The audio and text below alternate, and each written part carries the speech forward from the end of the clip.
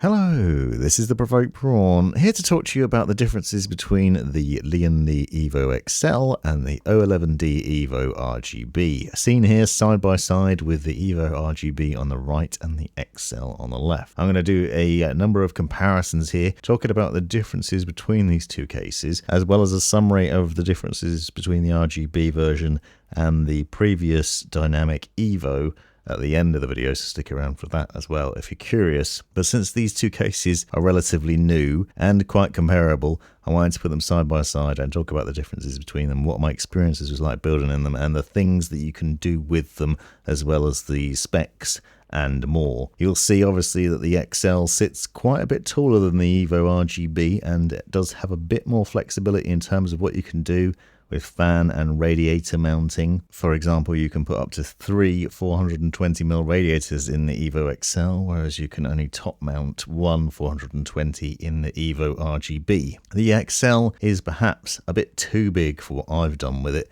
in terms of just having an AIO and fan setup.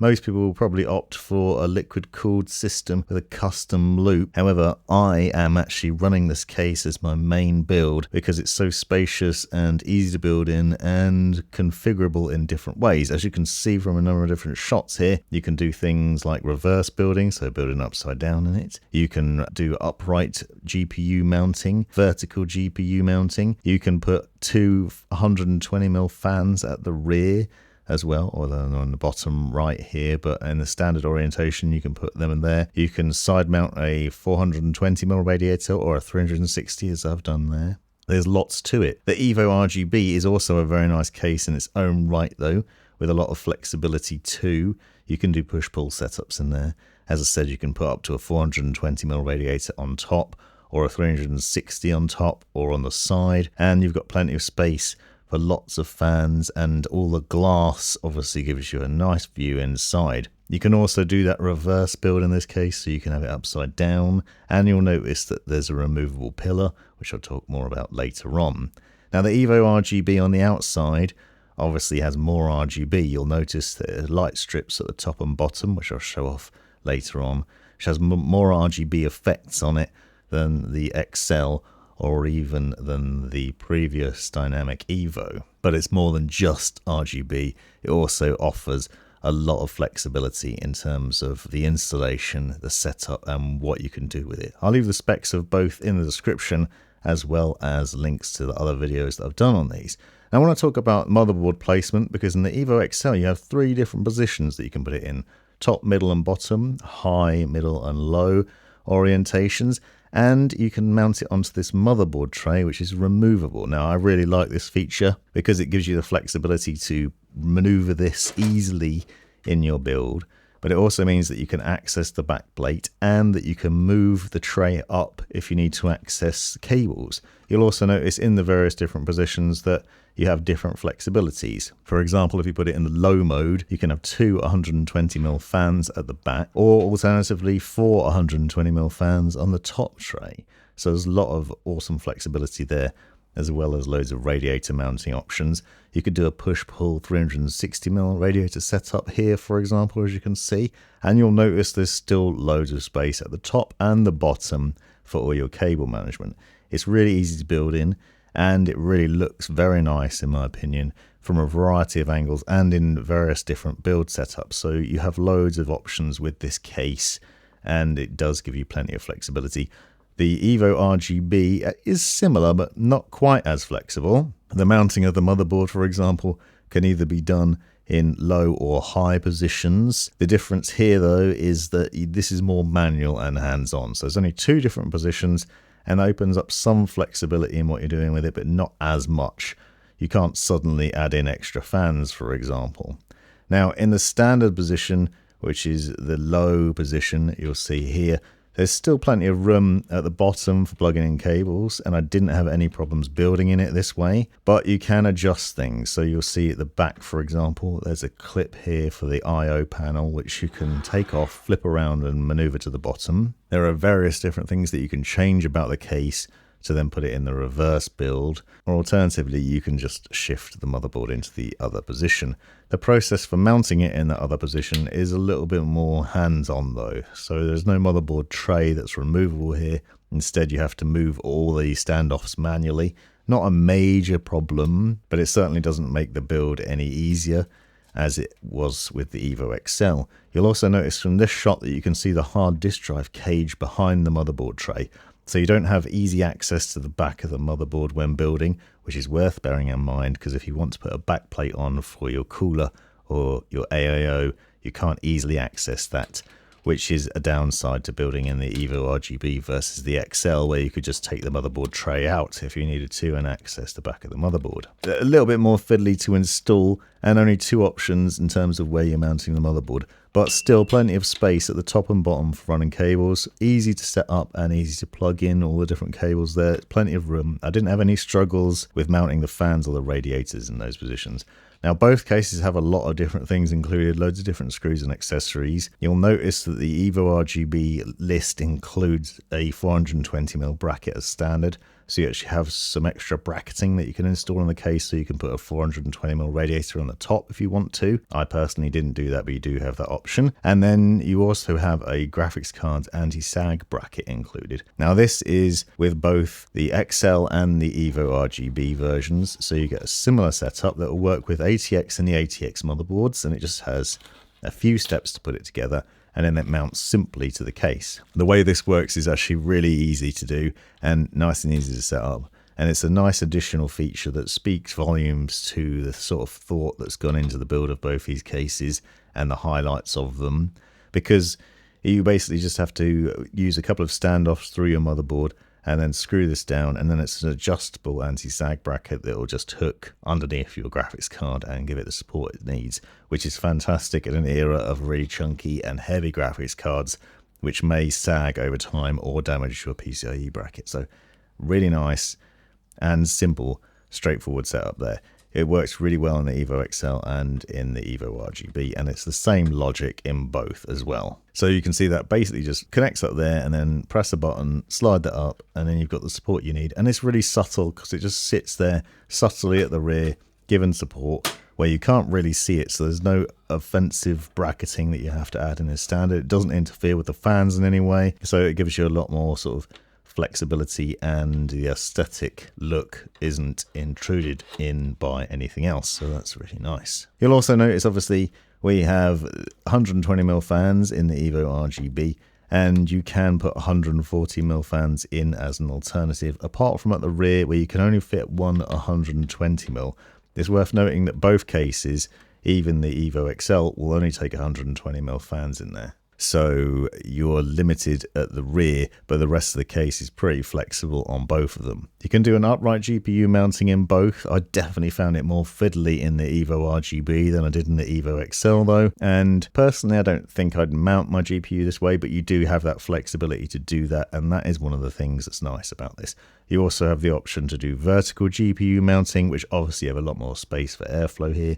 You can see in the Evo RGB that the bracket for that is right on top of one of the fans. You could theoretically adjust this, move it up a little bit and outwards perhaps, but generally it's not as good, I don't think. However, still looks very nice, and the graphics card is well away from the glass with this. Now this is an optional purchase. There are a number of different optional accessories you can get for both cases to change them. So the upright GPU mount, the vertical GPU mount, a mesh panel for the front instead of the glass, etc. Now looking at the rear of both these cases, you'll see a cabley mess on both of them, and that's because I'm going to have to take these apart, but also because I've been building them in different variations as you've seen.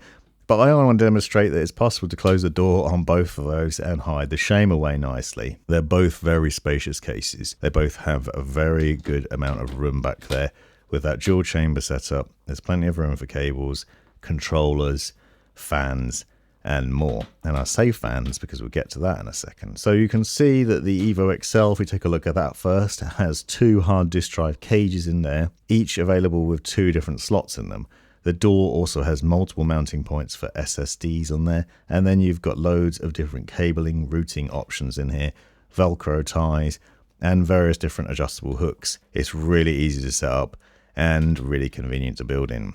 Also, these are hot swap bays that slide out, as you can see, so you can basically open the back of the case, open up the drive cages, and then pull drives out, and they have cables in them, so you slot that in there, and then you've got your SATA connections, your data cables coming out of those that you just need to connect up.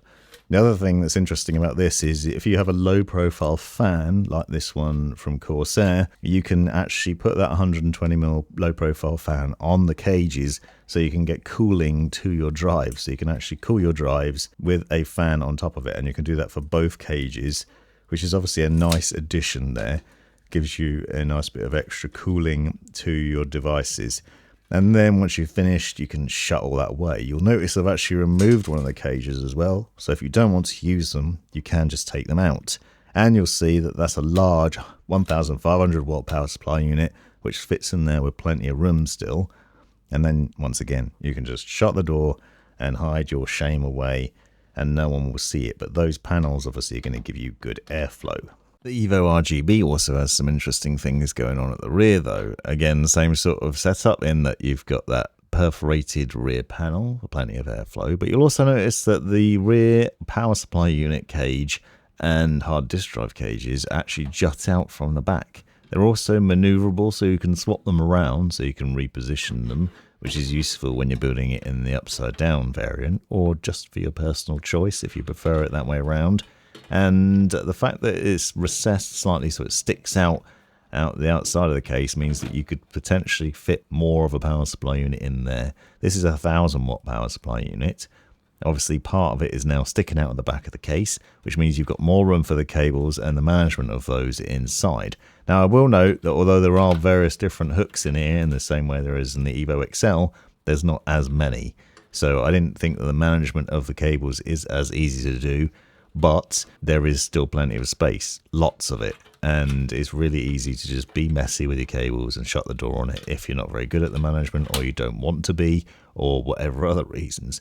So this is a really interesting build quality here because you've got some thought process gone into that. So the cages are removable, but they're also adjusted in a way that they're just helping with the build as a whole. So it's not offensive, because obviously it's at the back of the case, you're not going to see it, and it's only marginal, it's not a great amount of it, but it just gives you more room. Now open up that door and you'll see a number of other highlights to it, obviously some of which are mounting points. The interesting thing about the Evo RGB is, as standard when you open it up, you'll discover these mounting plates on the back of the fan tray here, where you'd usually mount fans or a radiator. Now these are easily removable, and then you can mount SSDs or hard disk drives to them. So although this doesn't have two cages like the Evo XL, what it does have is various points where you can mount SSDs or hard disk drives. So each of these trays will take either one hard disk drive, which screws in like this, or two SSDs. So you could have two hard disk drives on there, or 4 SSDs total, and then they could mount to the side of the case. Now I will note, obviously, if you're doing this, you can't put fans or a radiator on the side there. So I personally wouldn't use these, but if storage is the name of the game in your build, then you could potentially do this and have loads of storage there. And what I mean by loads is you could potentially put 4 SSDs there, and then you can also mount some on the door here. So you'll see a different way of doing it is putting these washers and screws in there and then sliding it into this bracket on the door. You can put 2 SSDs on there as well. So now you've potentially got a lot more SSDs. And then we've also got the cages. There's 2 cages installed as standard.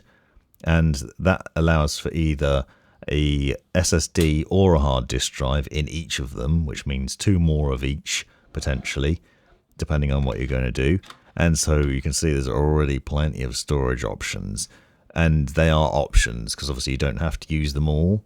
And if you don't want to use these cages, you can see that you can remove them and get them out of the way. So they're easy to adjust and slip out and just not use. You can do the same in the Evo XL, but the setup is different because you'll see they don't twist out. They're also not hot swap bays, so you do actually have to plug cables into your drives in these bays. So that's something to think about. They're not as easy to use in terms of swapping drives in and out, but they are removable and adjustable, and you do have some flexibility there.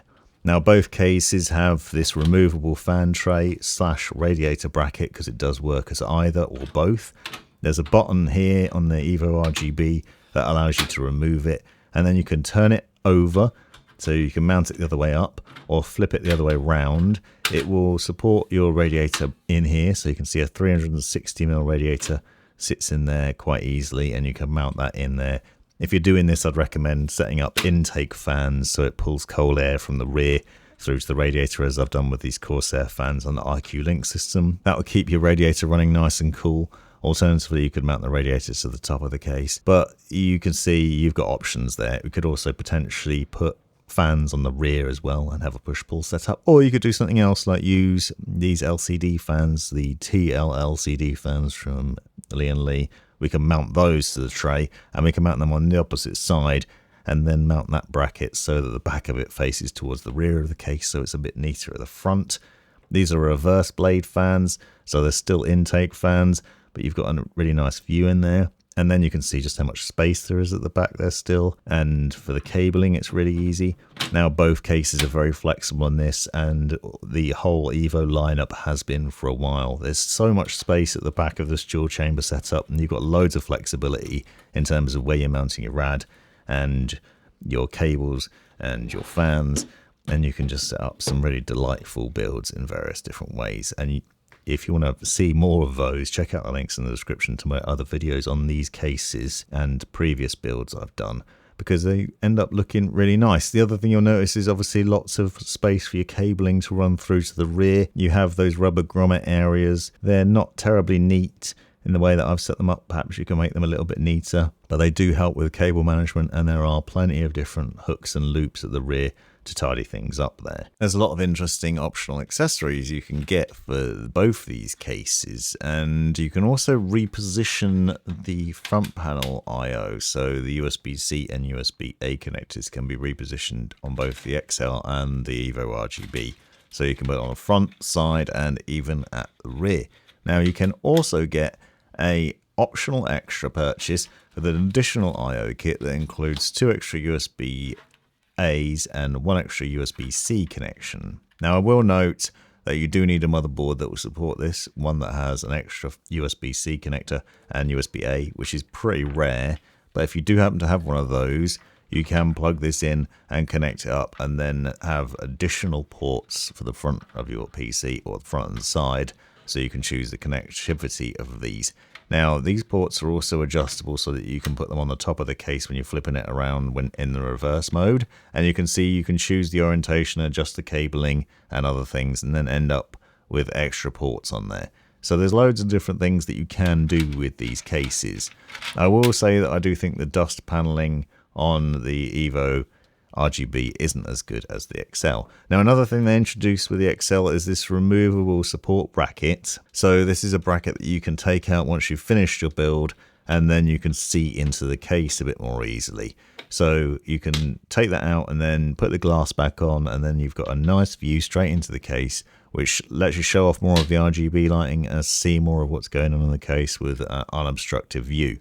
You can do the same on the Evo RGB, so it's the very same design here. Now, one thing I will note is that I have found, for some reason, in the reverse build on my case, that there was a slight gap between the glass over the front and the side door when in the reverse build, but not in the standard orientation. You can see that more in the in-depth video I've done on this, but there's a tiny gap there, but not when it's in the standard build format. Very strange. But what it does do is it opens up a much nicer view into the case, and it's still pretty stable. I actually think with the Evo RGB, it's a bit more stable than it was with the XL variant. However, if you've built your case and then you're just putting it on your desk and leaving it there, perfectly fine for both of them. And it looks really nice in terms of the finish on it.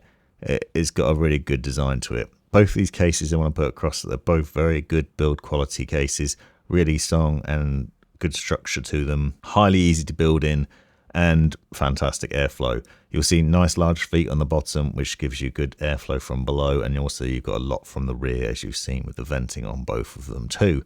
Now, the other big difference with the Evo RGB is the RGB strips. So you'll see down the bottom and the top and the front, you've got RGB strips running across there diffused RGB lighting. It's controllable directly on the case with some buttons that you can press, so you can cycle through various different lighting effects. You can also adjust the brightness up and down. You also have a 5-volt RGB header that you can connect to your motherboard, and then you can sync that RGB lighting via your motherboard software. So in my instance, it would be MSI Mystic Light for this build. So you have the options there. Now this is an upgrade to both the Dynamic Evo and the Evo XL, which basically only have one strip on them by comparison. So this obviously runs around basically the front and side of the case and shows off a lot more RGB. So if you're really into the RGB, you're going to see a lot more of it here with the Evo RGB. And you can see on the Dynamic, it only has it running down the front. So this is the standard Dynamic Evo. So I want to talk a minute about that. Now, obviously a lot of upgrades versus the original Dynamic Evo, but that was still a great case. You'll see a lot of videos on my channel about it. This was the build that I had set up there with some flexibility in what you could do. It was less roomy. It did feel smaller and perhaps not as flexible, but you could do things like have a front mesh panel on there, so you could upgrade it in various ways. Vertical GPU mounting, obviously still a really nice looking case, but the Evo RGB is a nifty upgrade to this case, and that was one of my favorites for a long time, and now the Evo XL is my favorite, but the Evo RGB is well worth checking out. I hope you found this video useful. If you did, subscribe and drop me a comment down below, because that will really help my channel. Thanks very much for watching. Don't forget to check out the links in the description to find out more.